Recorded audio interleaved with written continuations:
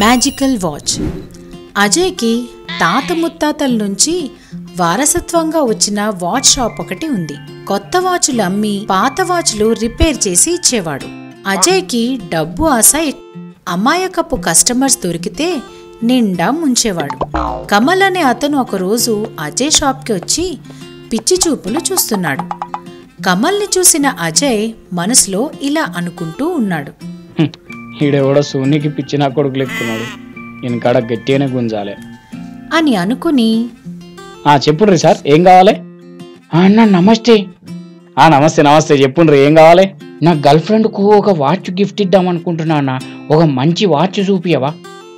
అరే అన్న, మన కాడ అన్ని మంచి వాచ్లే ఉన్నాయే, ఇగో ఈ వాచ్ తీసుకుపోయి మీ లవర్కి ఫిదా అయిపోతుంది నీకు.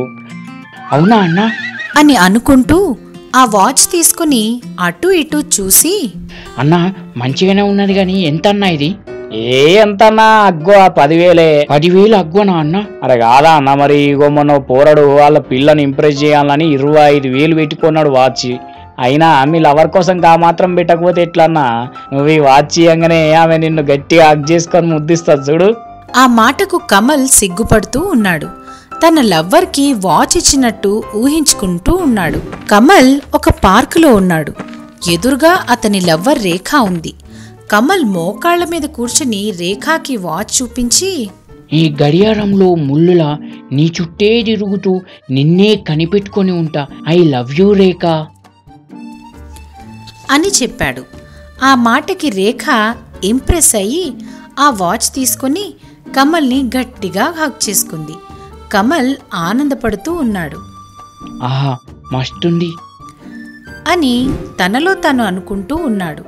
అది చూసిన అజయ్, లైన్లో పడ్డాడు కొడుకు, తీసుకో అన్న మస్తుంటది ఇది.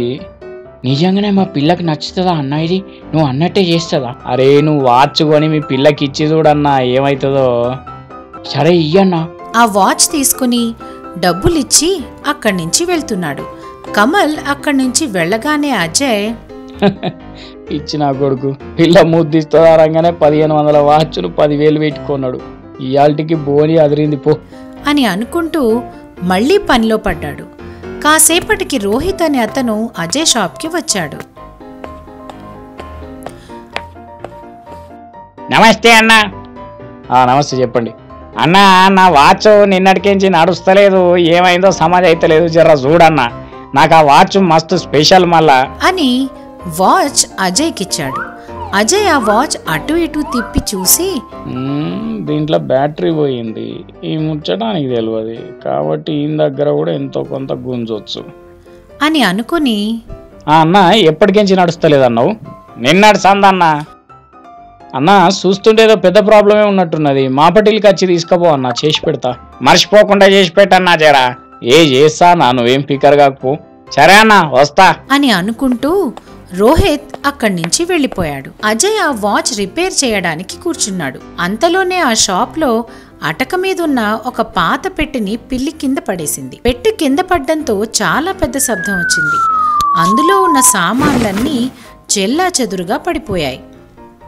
అరే ఈ పిల్ల ఒకటి లేనిపోని పని పెట్టింది నాకు అని అనుకుంటూ వెళ్లి కింద పడ్డ సామాన్లన్నీ మళ్లీ పెట్టిలో పెడుతూ ఉన్నా, అలా పెడుతూ ఉండగా అతనికి ఒక పాతది బెల్ట్ లేని వాచ్ కనిపించింది. అది చేతిలోకి తీసుకొని చూస్తూ, ఇదెక్కడిది, ఎన్నడూ కానరాలేదు నాకు, పనిచేస్తుందా అసలు ఇది? ఇది గనక పనిచేసింది అనుకో, వెనకట మహారాజుల కాలం నాటి వాచ్ అని చెప్పి ఎవనుకో గనుక అంటగట్టచ్చు మంచిగా అని అనుకుంటూ దాన్ని తీసుకెళ్లి రిపేర్ చేద్దామని చూస్తూ ఉన్నాడు. ఒకసారి చేతి మీద పెట్టుకున్నాడు. చేతి మీద పెట్టుకోగానే ఆ వాచ్ యాక్టివేట్ అయ్యి వాచ్లో నుంచి బెల్ట్ వచ్చి అతని చేతికి ఫిక్స్ అయిపోయింది. అరే ఇదేంద్రో సినిమాలో అయినట్టు అవుతున్నది అని అనుకుంటూ వాచ్లో టైం ఫ్రీజ్ చేశాడు. అంతే, ఎక్కడి వాళ్ళు అక్కడే ఫ్రీజ్ అయిపోయారు. అది చూసిన అజయ్, ఇది మ్యాజికల్ వాచ్ అయింది, ఒకసారి టైం ఆపి చూద్దాం, జనాలందరూ ఏడోళ్ళాడ ఆగినరనుకో ఇది నిజంగానే మ్యాజికల్ వాచ్ అన్నట్టు అని అనుకుంటూ ఆ టైంని ఫ్రీజ్ చేస్తూ ఫ్రీజ్ అవుట్ చేస్తూ ఉన్నాడు.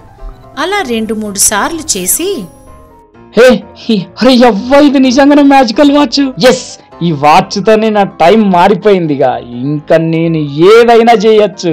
షాప్లో నుంచి బయటకొచ్చి రోడ్డు మీద వెళ్తున్న జనాలను చూసి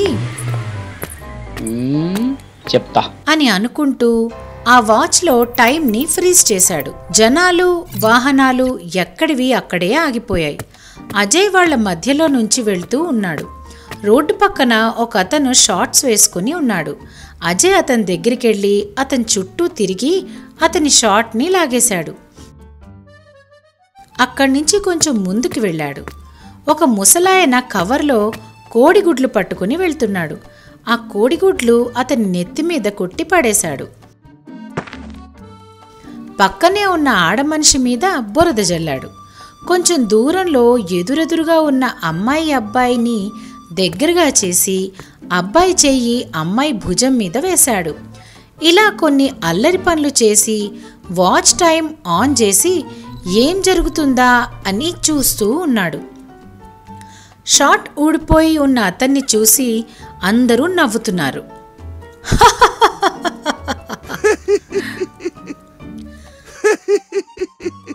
అని అందరూ నవ్వుతున్నారు. ముసలాయన నెత్తిమీద కోడిగుడ్లను చూసుకొని అందరూ నవ్వుతున్నారు.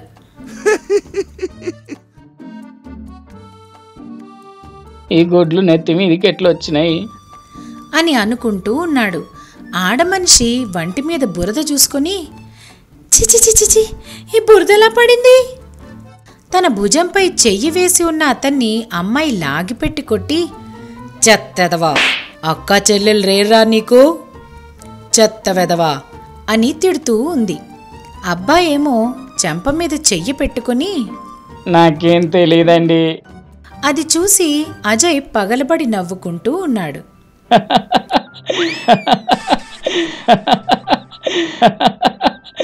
మస్తు మజా వస్తుందిలే, ఇవాళకి జాలీగా పని చూసుకుందాం అని అనుకుంటూ అక్కడి నుంచి ఇంటికెళ్ళాడు. ఇంట్లో కూర్చుని వాచ్నే చూస్తూ, చిన్నప్పుడు బల్లే ఆ గుండు సార్ నన్ను మస్తు కొట్టేది. నాకు టైం వస్తే ఎన్నటికన్నా దెబ్బ కొట్టాలనుకున్నా. ఇప్పటికొచ్చింది. ఆ సారుకు ఇప్పుడు 70 ఏండ్లు ఉంటాయి కావచ్చు. 60 ఏండ్లు వెనుకకు పోయి మరి ఆయన చిన్న పోరని లెక్కున్నప్పుడు పొల్లు పొల్లు కొట్టొస్తాగు అని అనుకుంటూ ఆ వాచ్లో 60 ఏళ్ల క్రితం టైంని సెట్ చేసుకున్నాడు. 60 ఏళ్ల వెనక్కి వెళ్ళాడు. గుండు ఒక చోట మట్టిలో ఆడుకుంటూ ఉన్నాడు. అజయ్ అతని దగ్గరికి వెళ్ళి, అరే గుండు ఇట్రారా. ఎవరన్నా నువ్వు? నా పేరు నీకేమేరక? నాకు అన్నేరికేగా, నేను విట్రా అని పిలిచాడు. ఏంటిదన్నా? అజయ్ గుండు నెత్తి మీద ఫటాఫట్ 4 కొట్టాడు. అమ్మా అమ్మా అని అరుస్తూ ఉన్నాడు. తల మీద చేతులు పెట్టుకుని, నేనేమన్నా అన్నా? నన్నెందుకు కొడుతున్నావు?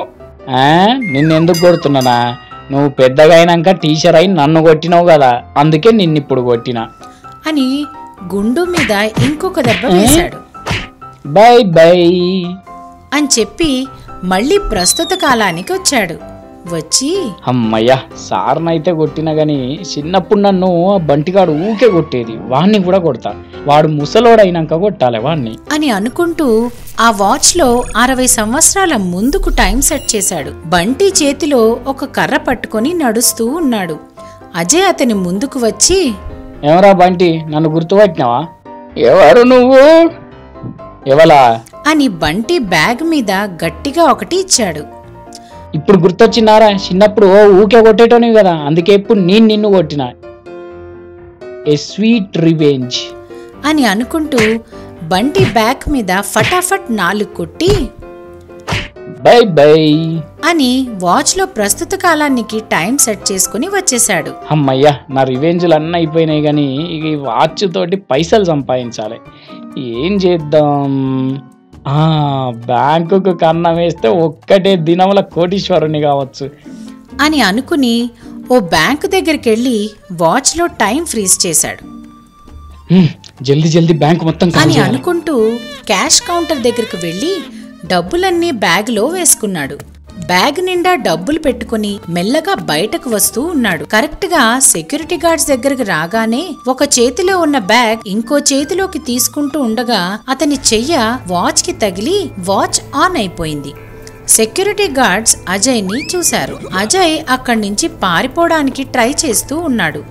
మళ్ళీ టైం ఫ్రీజ్ చేయాలని చూశాడు, కానీ ఆ వాచ్లో ఛార్జింగ్ అయిపోయి ఫ్రీజ్ అవ్వలేదు. క్యాష్ కౌంటర్లో ఉన్న అతను, కౌంటర్లో డబ్బులన్నీ మాయమయ్యాయి, ₹1 కూడా లేదు, ఎవడో దొంగొచ్చినట్టున్నాడు, పట్టుకోండి పట్టుకోండి పట్టుకోండి అని గట్టిగా అరిచాడు.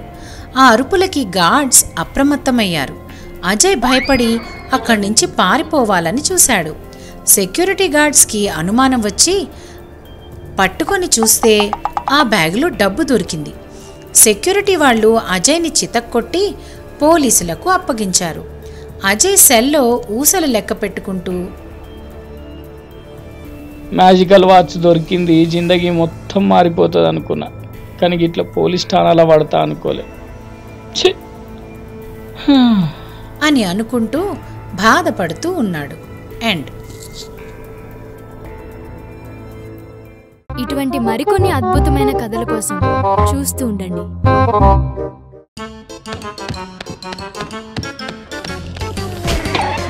కాకా టీవీ.